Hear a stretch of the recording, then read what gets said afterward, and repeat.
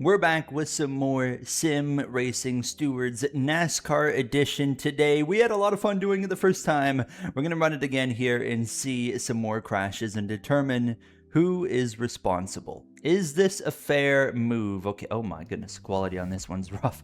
We're on the 9 car in the street stocks here, and what are we looking for now? The 9 car is going to be riding behind the number 7, the side by side in front of him here at Charlotte as we come through the exit of turn 2. He goes to the inside, has a nice run. Is this what we're judging here? If this is a fair move? I mean, that's not really a conversation, I don't think. That's a very fair move. You wash up right there. That's okay. That part is on you. What's the guy saying? The 9 gets a run on the 5, squeezing to the inside. 5 almost pushes the 9 off the track. Then the 9 catches the apron slightly and pushes up, causing the 5 and the 7 to get into each other. Who is at fault? Okay, so off turn 2 here. All this is fair. The 9 car, I mean, there is no rule about going below the line or anything when it comes to Charlotte. You can go anywhere you want. But he gets here fair and square. The 5 doesn't really cover it off very well.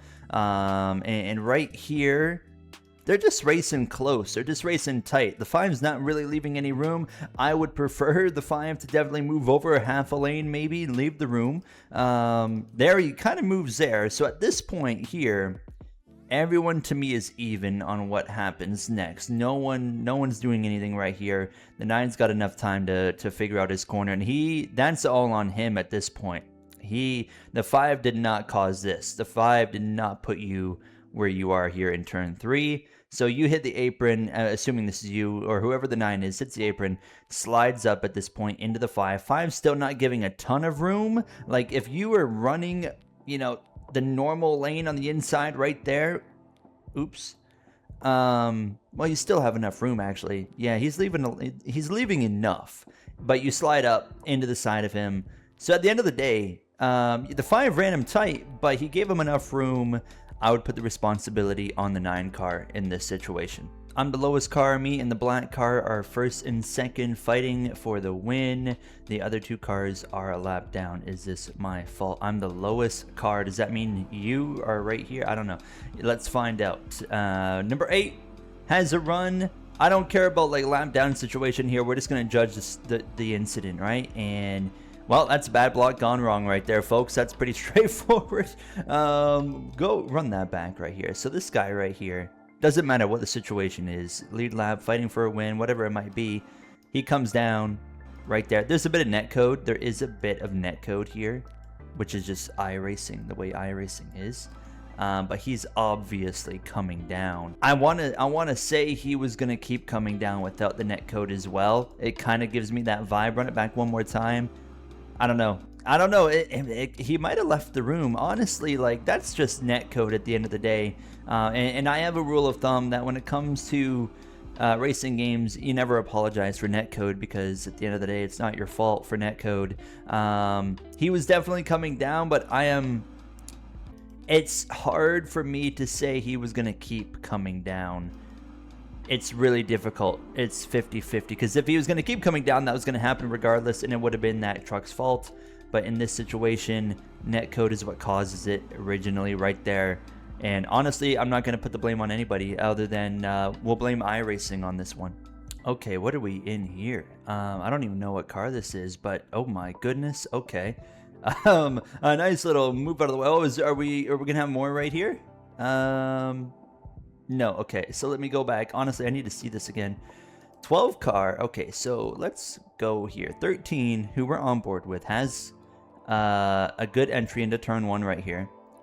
He's coming from far back, but that he's kind of running the normal line, and the 12, clear as day, cuts across 2 different lanes. I mean, he's over here, and he's over here aiming to kind of like go to where the 4 is. Problem is, there's already a car coming.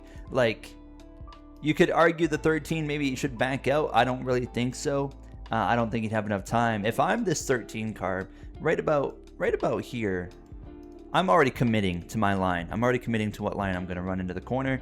and in my braking and everything. I've already got things set up. So I would not expect, I'm going to see this 12 car. I'm going to, of course, see him, but I'm not going to expect him to cut all the way across like that and come down. So in my personal opinion, I mean, look how the 13's quite a ways down. He's right in line with this 4 car, which is like the 12 enters, you know, 2 lanes higher than this 4 car and tries to get down to that same line. I get what he's trying to do. He's trying to arc the corner, but when you got a car that close to you behind, you got to realize that there's a good chance if I open up the corner this wide, 9 times out of 10, that car behind me that's close and has a bit of a run on me is always going to fill that gap, and that's exactly what happened here. And the 12 just came down. I think he just made a misjudgment. I bet he didn't expect this 13 as well to be here, and it's just kind of 2 guys that didn't expect the one thing from the other guy. And at the end of the day, though, the 12 did come down and into the side of the 13. I don't think the 13 did anything wrong here.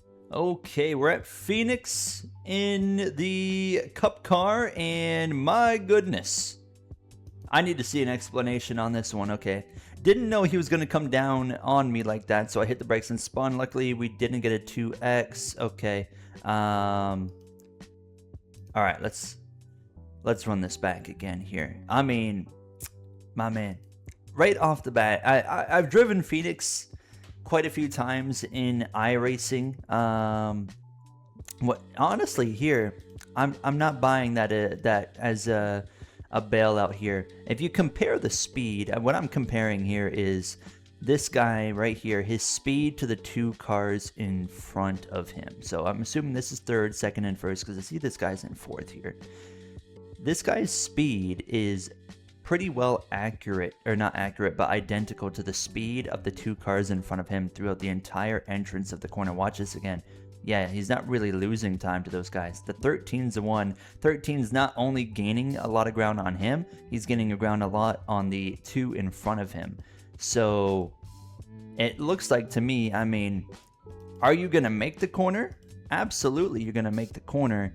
But it already looks like to me, okay, so they have a good line going. They're going to hit the bottom. You're going to miss the bottom of the track, and we can already kind of see that. You're going to kind of end up over here a little bit, which isn't really bad at Phoenix. But I am, at the end of the day, I don't think this guy here in the red car, I don't think he did anything wrong personally. I think he was driving the corner the way I would expect him to drive the corner and brake for that corner. He's also doing the identical thing to the 2 cars in front of him, and you just kind of drove up. Like, I can see, you said you didn't expect him to come down. I can see from here, I can tell from here where this guy is going to end up already. Based off the 2 cars in front of him, he is set up exactly like those 2 cars in front of him. I can already tell he is heading down the racetrack to hit the apex and get close to that yellow line. So even like, yeah, I mean, from here, he should already be, like, it's too late, of course. You're already going to run him over. I think this is the number 13's responsibility right here. I think he screwed up, overdrove into the corner, and simply made a misjudgment, because I think it was pretty obvious early on how this red car here was going to set up the corner. The last race, this guy just kept ramming into the back of my car during the formation lap. Okay, well, that we don't even need to see the video to determine this one. Let's see. We're on board with the number 10. So this is not the guy. This is the guy that posted is the number 5, and okay, 10 runs into the back of him. He is riding right on him. You are leaving a lot of space between the car in front of you, like, that's for sure, but that doesn't really matter because the 10 should not be riding on your rear bumper like that. Yeah, to be fair, you were leaving a huge amount of space between you and, I'm guessing, this is the leader up here. Maybe he's trying to say, hey, pick it up and get going. You start to roll a little bit here, still leaving too much of a gap, and then he just drives straight to the back of you. I mean, I would be a little bit annoyed as the 10 car, being like, dude, like, come on, pull up. But right here, leader's going. Okay, now I do kind of change my opinion just a little bit here. The first hit right here, that's obviously just silliness on his part. That's nothing you're doing wrong. But right here, you're the one kind of sleeping on the restart here. Leader's already rolling. He's rolling, ready to go. Everyone around you is ready to go. And the 5's just not ready to go. and just, yeah, kind of gets caught sleeping. I don't put a lot of responsibility on the 10 for the hit right there. I mean, if I am, for example, this car on a restart, I want the guy behind me to run into the back of me, just to give me a shove forward. So that's pretty normal. When the leader goes like he's going now, it's pretty normal to expect the car behind you is going to give you a shot to the bumper. So that's pretty expected at that point. But the first bump earlier, yeah, that was just silliness, like right back here. But that second one, I don't really think was his fault at all. I never thought I'd see the day. We got NASCAR Heat 5. Did I push it trying to go 3 wide there, or was it just a racing incident? Well, let's find out. Do we got music? We got music in this clip. I gotta mute that. Okay.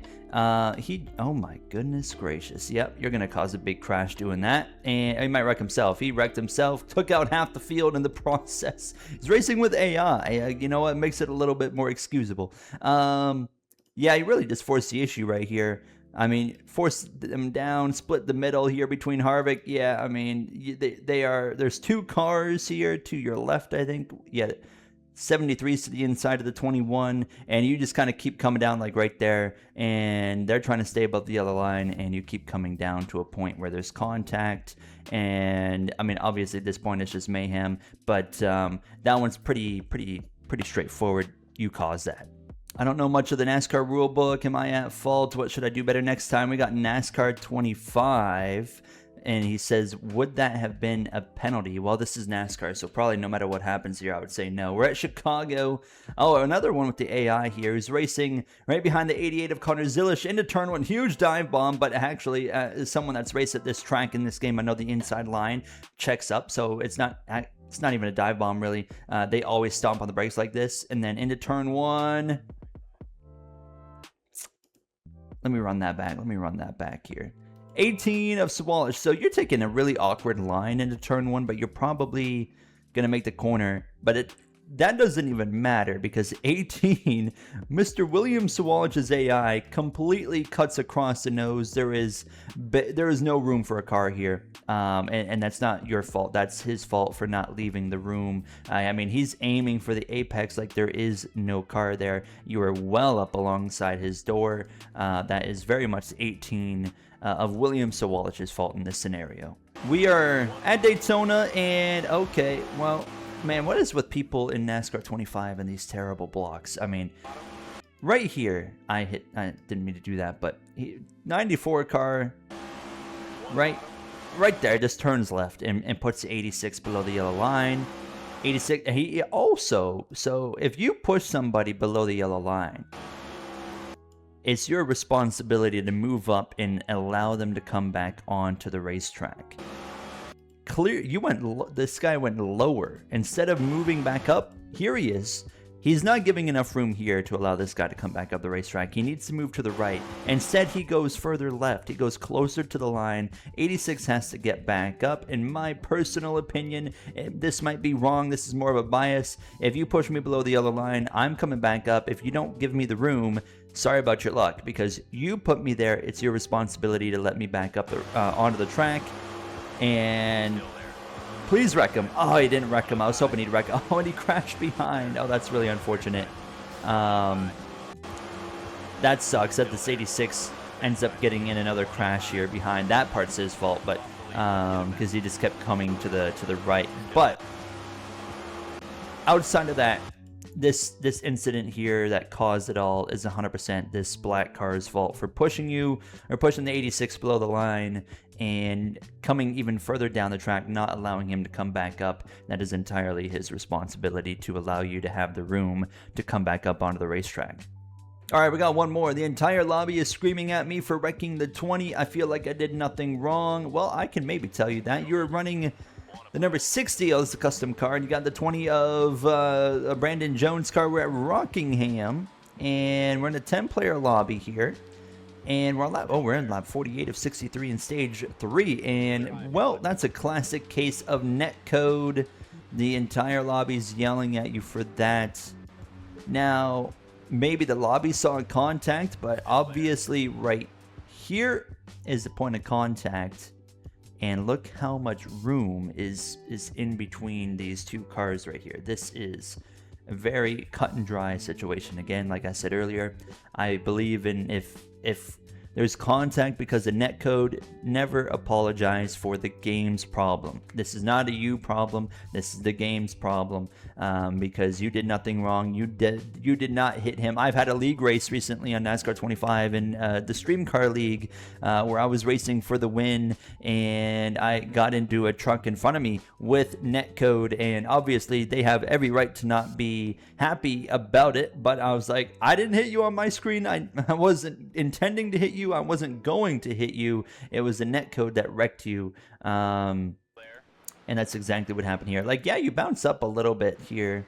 There's probably going to be some contact to regardless. Like right there, especially at the 20. The 20 is kind of coming down a little bit right there as well. Like, Rockingham's a really bumpy track, so you're kind of all over the place to begin with.